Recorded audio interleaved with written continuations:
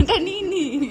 এইটা ভিডিও করবে না, ওটা করিনি আমি। ঠিক আছে, কিন্তু তোমার পেট মুখ দেবো কিন্তু। আরে আমি ওটা করিনি তো, সবে করলাম। নাও 1 2 3 স্টার্ট। বেশি বেশি গয়না পড়ে গেছে।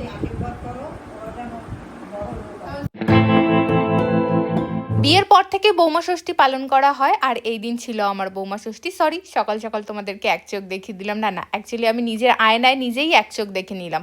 ঘুম থেকে উঠেই প্রথম যে কাজটা থাকে সেটা হলো বিছানা পরিষ্কার করা। বৌমা ষষ্ঠীর সঙ্গে সঙ্গে বাড়িতে সবাইকে নিমন্ত্রণ করা হয়, সবাই এসে একটু খাওয়া দাওয়া করে। আমি রেগুলার ইউজের বেডশিটের ওপরেই নতুন চাদরটা পাতিয়ে দিলাম, কারণ সবাই খাটে উঠবে আর নোংরা হওয়াটা স্বাভাবিক। রাত্রে সবাই চলে যাওয়ার পর ইচ্ছা হয় না যে নতুন করে বেডশিটটাকে চেঞ্জ করি, তাই পুরোনো বেডশিটটা নিচে থাকলে ওপরে নতুন বেডশিটটা তুলে দিলেই রাত্রে শুয়ে পড়তে পারবো। সেই ভেবেই আমি এইভাবে চাদরটাকে পাতিয়েছি। ঘরের কাজটা কমপ্লিট করার পর এইবার মর্নিং স্কিন কেয়ার রুটিন, যেটা আমি রেগুলারই করি। ওকে বলেছিলাম একটু বরফ এনে দিতে, তাই ভুট হয়ে পড়ে আছে।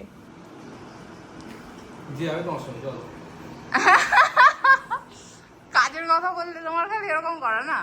মর্নিংয়ে আমি এই ক্লিনজারটা দিয়ে ফেসটাকে ক্লিন করি। এটা আমার ডক্টরই সাজেস্ট করেছে, তাই তোমাদেরকে আর শেয়ার করলাম না। এটা আমার স্কিন টাইপ হিসাবে সাজেস্ট করেছে। আমি গ্রিন টি দিয়ে আইস কিউব বানিয়ে রাখি, সেটাই জলের মধ্যে দিয়ে আমি ফেসটাকে তার মধ্যে ডিপ করি। কিছু সেকেন্ড রেখে রেখে 3বার করে আমি এইভাবে করি।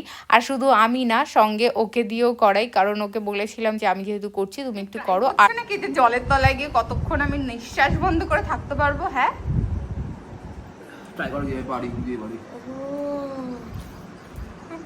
এরপর কি টোনার, ময়শ্চারাইজার আর সানস্ক্রিন লাগিয়ে মর্নিং স্কিন কেয়ার রুটিনটাকে কমপ্লিট। মর্নিংয়ের ব্রেকফাস্টটা আজকে ছিল সিম্পল রুটি তরকারি। সেটা খাওয়ার পরে আবার রান্নাঘরে চলে এসেছিলাম মামনিকে একটু হেল্প করার জন্য, কারণ একা একা এতগুলো রান্না করবে। তাই আমার তো কষা মাংস খেতে বেশ লাগে, কারণ ঝোল দেওয়ার আগে যে টেস্ট লাগে সেই টেস্ট আর ঝোল দেওয়ার পরে থাকে না। দেখতে দেখতে অনেকটাই বেলা হয়ে গেছিলো, এবার স্নান করে রেডি হওয়ার পালা।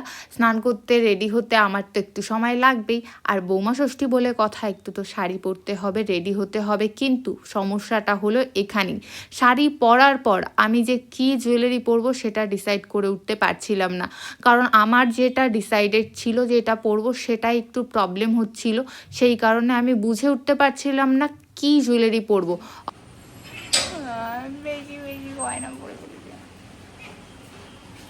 আমার এই ঢং করতে করতে বেজে গেছিল প্রায় 2:30-3টে। একটু মিষ্টি খাইয়ে দেবা, আমার কাজ শেষ।